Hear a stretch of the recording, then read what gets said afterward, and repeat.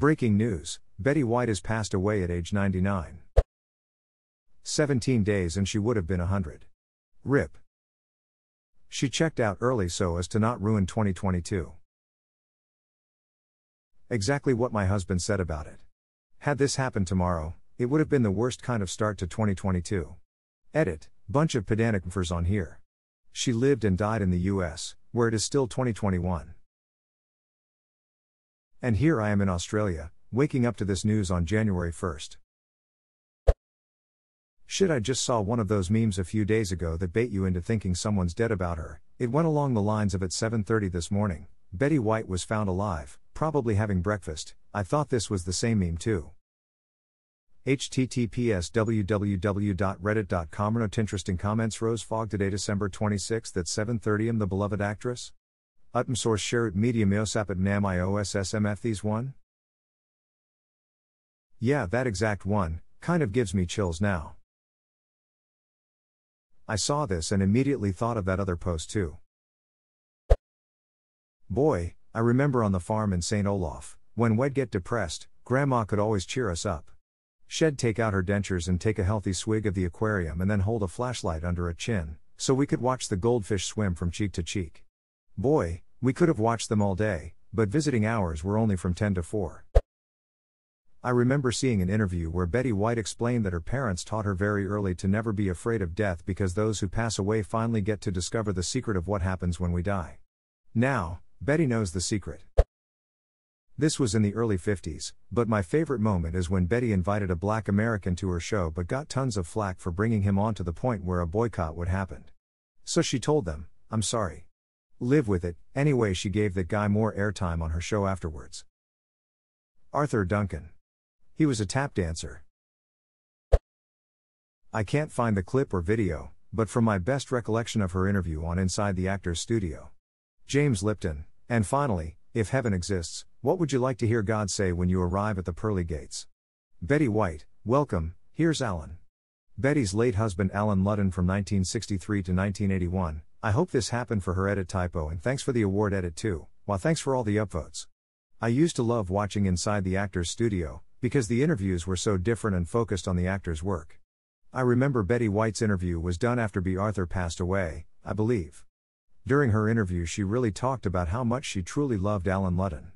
Golden Girls came at a pivotal time in her career, as she was recently widowed and wondered what else was left for her to do.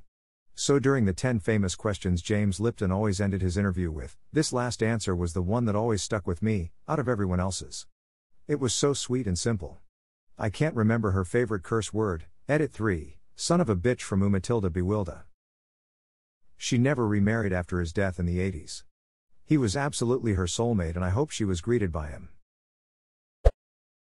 Loved her cameos and pretty much everything about Rose and the Golden Girls. That lady was as sharp as a tack.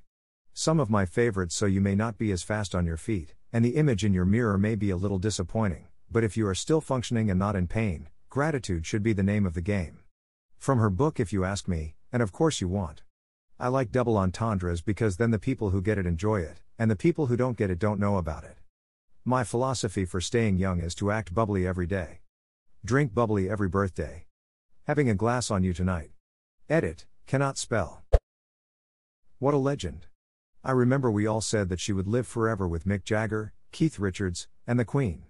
She was an advocate for racial and gender equality in the entertainment industry, was kind, witty, and sassy as duck. My favorite quote from her was, "Why do people say grow some balls? Balls are weak and sensitive.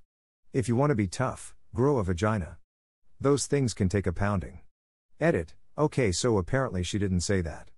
I always thought she did, but it must have been misattributed. However, in her 2011 book, she did say, "My mother always used to say, the older you get, the better you get. Unless you're a banana." Which I think is very true in regards to Betty White. But also unsure because I like banana bread. She was also a big animal activist as well. One of the things I liked about her social stances is that she didn't do things for grandstanding, photo ops, or selective rage. She applied what she believed into her daily life with no regard to recognition. That's the kind of badassery that makes your name live longer than your deeds. Amazing woman. Met Betty White in either 2010 or 2011 in law at an animal welfare event as a student from IQ. This is important to mention. There was no special one-on-one interview or anything like that, but she made sure to come around and speak to the volunteers and various groups of students. My group was about 13 or so totally, but she spent a comfortable 30 minutes or so at our table talking, laughing, joking with us about animal rights, Los Angeles things to get into and where not to go lol, and even her work during the 60s to help promote ABKIS, gay and black rights. She was one of the humblest, most joyful celebrities I've ever met. She had this big important event going on and she chose to spend at least 30 minutes of her day talking to a bunch of 20-year-olds from South Carolina about some of everything. It was like talking and joking with one of our grandmothers. That's how loved and welcome she made us felt. ABQ historically black college and university. This is a sad day. The silver lining my wife came up with is that it's better to have happened at the end of 2021, rather than to have started 2022 with her passing. R.I.P. Betty, you will be missed. An unfortunately fitting end to a shit year. She was a 5-star human. Truly one of the best. I grew up with the Golden Girls and I've enjoyed her in other roles as well, large and small, and I looked up to her from a young age. I can't select a single memory, but I do remember what she, through various roles, taught me. I can age, not just with grace and dignity, but with a razor-sharp wit and a delightfully snarky sense of humor. I can find a loving family without blood relations, and families can have many different forms. I learned, kinda. It's a work in progress, to love and respect myself, and kick to the curb anyone who doesn't. Thank you, Betty, for lessons I learned from you as a youth that have lasted all the way to my less youthful present. The Golden Girls, specifically the episode where a lesbian falls in love with Rose, her character, and it becomes a wholesome tale of acceptance and tolerance. I love the one when she thinks she may have AIDS. And she says, but I'm a good person. And Blanche comes back at her that AIDS is not a bad person's disease, it has nothing to do with morality, it affects lots of kinds of people. That was amazingly brave to say in the 80s when people still called AIDS gay cancer and churches refused to hold funerals for men who died of AIDS. A lot of people won't realize how brassy it is to play the character that has that take. Powerful. Kinda morbid considering the news, but I thought her appearance on 30 Rock was hilarious. Another 30 Rock throwaway was the 80 under 80 list celebrating everyone except Betty White. I loved that. Also, Tina Fey was one of the people they had on hand when she hosted SNL. If she didn't have the energy, Tina would have taken over. Betty White powered through for the full show. And then, according to Seth Meyers, the only SNL host I ever saw get a standing ovation at the after party. A party at which she ordered a vodka and a hot dog and stayed till the bitter end. Twitter.com. My favorite line from her work is, "Personally, I'm pulling for the alligator. Lake Placid. I hope he eats you and your friends whole." The Betty White Snickers Super Bowl commercial. U2.B. My Dutch dad, who is in his 50s, didn't know who Betty White was when I told him she had passed today. I showed him the commercial and he instantly knew. As a non-American, I have to admit that I have no idea who Betty White was, but I assume she was very nice if she is this popular on Reddit. Smile. Sliced bread is the best thing since Betty White. Absolutely true, she was born in 1922. Sliced bread was introduced commercially in 1928.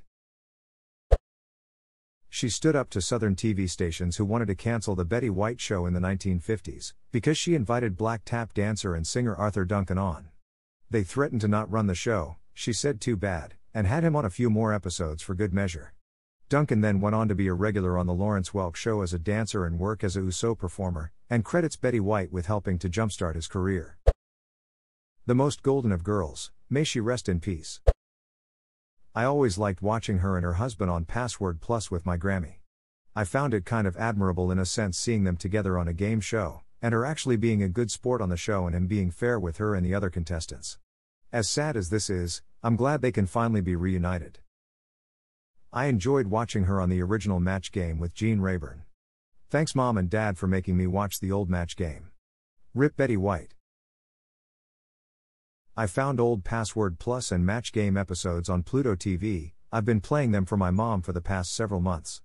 It's been a treat to see her again, along with others like Charles Nelson Riley and Brett Summers.